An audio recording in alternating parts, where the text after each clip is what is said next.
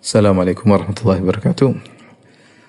Alhamdulillah salatu wassalamu ala Rasulillah. Rasulullah sallallahu alaihi wasallam bersabda, "La yahillu li muslimin an yurawi'a musliman." Tidak halal bagi seorang muslim untuk menakut-nakuti muslim yang lain.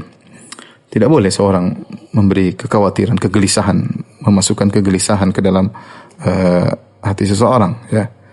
Kalau memang ada suatu hal yang jelas, yang memang benar-benar menakutkan, tidak apa-apa sebagai bentuk nasihat.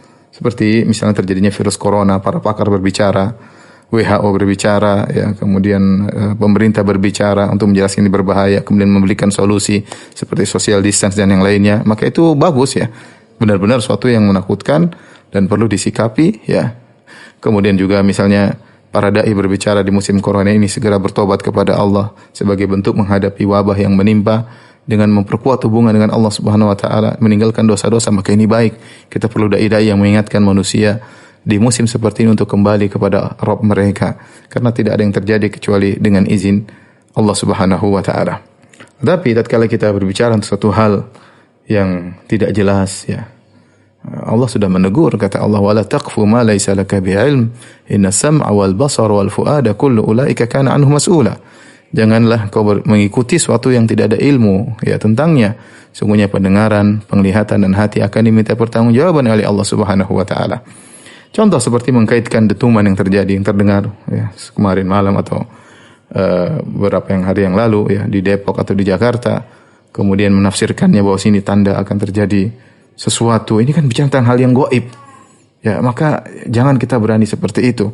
Kemudian mengatakan bahwa kondisi atmosfer atau langit, atau kemudian adanya gunung-gunung yang mulai tanda-tanda akan meletus dan yang lain, ini bertanda akan terjadi sebentar lagi akan terjadi hari kiamat.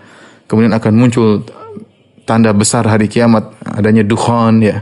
Maka ini semua perlu pembahasan yang benar, ya, bukan hanya sekedar menduga-duga sehingga memberi rasa takut kepada kaum muslimin, ya. Apalagi kemudian menyuruh kaum muslimin untuk segera berhijrah, segera bertindak menghadapi isu yang belum tentu benar ini, ya. Kemudian mengatakan harus kita berhijrah ke tanah Mekah misalnya untuk bergabung dengan Imam Mahdi, akan muncul Dajjal, dan ini perkara yang benar-benar menakutkan, ya. Ya, maka seorang tidak boleh berbicara kecuali dengan ilmu, ya. Ingat, hukumnya haram kita memberi rasa takut kepada kaum muslimin, dan hukumnya haram untuk ikut menyebarkan hal-hal seperti ini. Karena kita akan diminta pertanggungjawaban oleh Allah Subhanahu wa taala. Saya ingatkan betapa banyak dai-dai yang sudah meramal kejadian-kejadian, mereka semua salah ramalannya. Ya, ada yang mengatakan akan terjadi demikian tahun-tahun yang lalu. Ya, kalau kita membuka file-filenya banyak mereka ngawur. Ya, mereka ngawur, dan apakah mereka tidak takut kepada Allah Subhanahu wa taala? Ya. Kalau memang kondisinya sudah benar-benar, kemudian sudah dalilnya jelas, nyata, kita boleh berbicara. Adapun hanya menduga-duga, maka ini tidak boleh, Yang benar sekarang ini kita menyuruh orang-orang kaum muslimin untuk kembali kepada Allah, bertobat kepada Allah Subhanahu wa taala. Adapun dukhan, ya, kalaupun datang, ya, maka dia akan membedakan antara kaum mukmin dengan orang kafir atau orang munafik. Dalam hadis, ya, bahwasanya dukhan ya'khudhul mu'min kazakmah. Dukhan akan datang menimpa seorang muslim seperti zakmah, kahayati zukam, seperti bersin aja.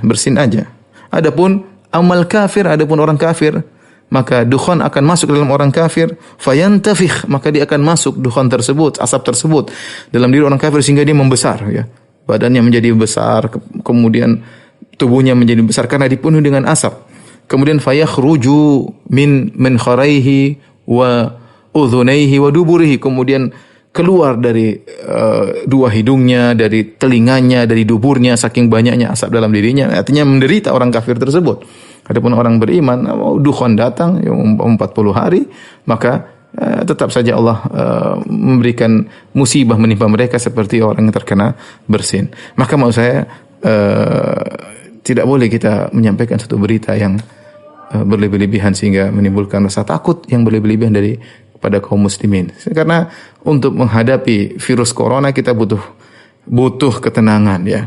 Kalau seorang menjadi panik, ini bisa jadi bahaya, ya. Kemudian orang kalau sudah panik, ya, bisa sebagaimana pernyataan para dokter bahwasanya akhirnya tubuhnya kurang bisa menimbulkan antibodi yang baik ya karena pikirannya stres dan yang lainnya, maka jangan kita membuat kaum muslimin semakin stres. Ya, kita suruh saja mereka bertobat kepada Allah Subhanahu wa taala, kembali kepada Allah. Yang penting sebagaimana perkataan sebagian dai, yang penting kita husnul khatimah. Mau ada dukhan, mau ada yang lainnya, mau dajjal muncul, mau yang lainnya. Ya, kita dalam husnul khatimah, dalam kondisi bertakwa kepada Allah Subhanahu wa taala. Wallahu alam bisawab.